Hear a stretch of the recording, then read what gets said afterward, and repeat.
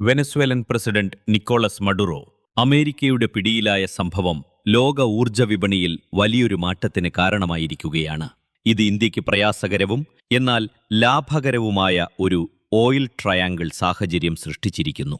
കഴിഞ്ഞ കുറച്ചു വർഷങ്ങളായി ഇന്ത്യയുടെ സാമ്പത്തിക വളർച്ച നിലനിർത്താൻ റഷ്യയിൽ നിന്ന് കുറഞ്ഞ വിലയ്ക്ക് ലഭിക്കുന്ന ക്രൂഡ് ഓയിലിനെയാണ് ഇന്ത്യ പ്രധാനമായും ആശ്രയിച്ചിരുന്നത്.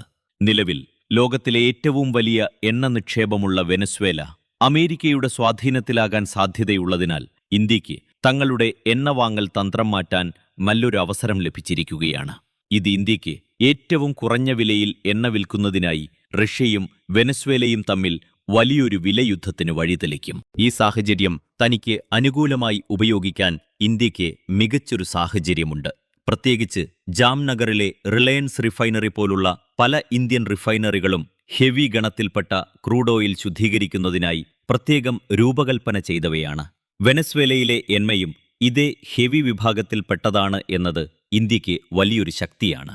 അമേരിക്ക ഉപരോധങ്ങൾ നീക്കി വെനസ്വേലയെ സ്വതന്ത്രമായി എണ്ണ കയറ്റുമതി ചെയ്യാൻ അനുവദിച്ചാൽ വിപണിയിൽ എണ്ണയുടെ ലഭ്യത വർദ്ധിക്കും. തങ്ങളുടെ ഉപഭോക്താവായി ഇന്ത്യയെ നിലനിർത്താൻ നിലവിൽ നൽകുന്നതിനേക്കാൾ വലിയ ഡിസ്കൗണ്ടുകൾ നൽകാൻ റഷ്യ നിർബന്ധിതമാകും. ഇങ്ങനെ രണ്ട് രാജ്യങ്ങളെയും മത്സരിപ്പിക്കുന്നതിലൂടെ ഇന്ത്യക്ക് വലിയ തുക ലാഭിക്കാൻ സാധിക്കും. എങ്കിലും റഷ്യയിൽ നിന്ന് എണ്ണ വാങ്ങുന്നത് അത്ര എളുപ്പത്തിൽ നിർത്താൻ ഇന്ത്യക്ക് കഴിയില്ല, നിർത്തുകയുമരുത്. ഇന്ത്യയും റഷ്യയും തമ്മിലുള്ള സൗഹൃദം വെറും എണ്ണക്കച്ചവടത്തിൽ മാത്രം ഒതുങ്ങുന്നതല്ല. സൈനിക ആയുധങ്ങൾ, ആണവോർജ സാങ്കേതികവിദ്യ എന്നിവയിൽ റഷ്യ ഇന്ത്യയുടെ ഏറ്റവും പ്രധാനപ്പെട്ട പങ്കാളിയാണ്. ഉദാഹരണത്തിന്, കൂടംകുളത്ത് വലിയ ആണവ നിലയങ്ങൾ നിർമ്മിക്കാൻ ഇന്ത്യയെ സഹായിക്കുന്ന ഏക രാജ്യം റഷ്യയാണ്. ഇത്തരം ദീർഘകാല ബന്ധങ്ങൾ വെറും കുറഞ്ഞ വിലയിലുള്ള ഇന്ധനത്തിനു വേണ്ടി ഇന്ത്യ ഉപേക്ഷിക്കില്ല. കൂടാതെ ഇന്ത്യ തങ്ങളുടെ സ്ട്രാറ്റജിക് ഓട്ടോണമി എന്ന നയത്തിൽ ഉറച്ചു നിൽക്കുന്നു. അതായത് അമേരിക്കയോ മറ്റു വൻശക്തികളോ പറയുന്നത് കേട്ടലല്ല ഇന്ത്യ പ്രവർത്തിക്കുന്നത്. ഇന്ത്യ സ്വന്തം തീരുമാനങ്ങളാണ് എടുക്കുന്നത്. അമേരിക്ക വെനസ്വേലയെ പിടിച്ചടക്കി എന്നതുകൊണ്ട് മാത്രം റഷ്യയിൽ നിന്ന് എണ്ണ വാങ്ങുന്നത് നിർത്തിയാൽ ഇന്ത്യയുടെ സ്വാതന്ത്ര്യം നഷ്ടപ്പെടും. അവസാനമായി ഇന്ത്യ മൾട്ടി അലൈൻമെന്റ് എന്ന പാതയാണ് തിരഞ്ഞെടുക്കുക. ഇതിനർത്ഥം ഒരേ സമയം എല്ലാ രാജ്യങ്ങളുമായും സൗഹൃദം പുലർത്തുക എന്നതാണ്.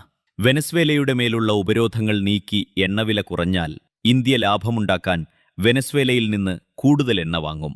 അതേസമയം പഴയ സൗഹൃദം നിലനിർത്താൻ റഷ്യയിൽ നിന്നും ഒരു നിശ്ചിത അളവ് എണ്ണ വാങ്ങുന്നത് തുടരും.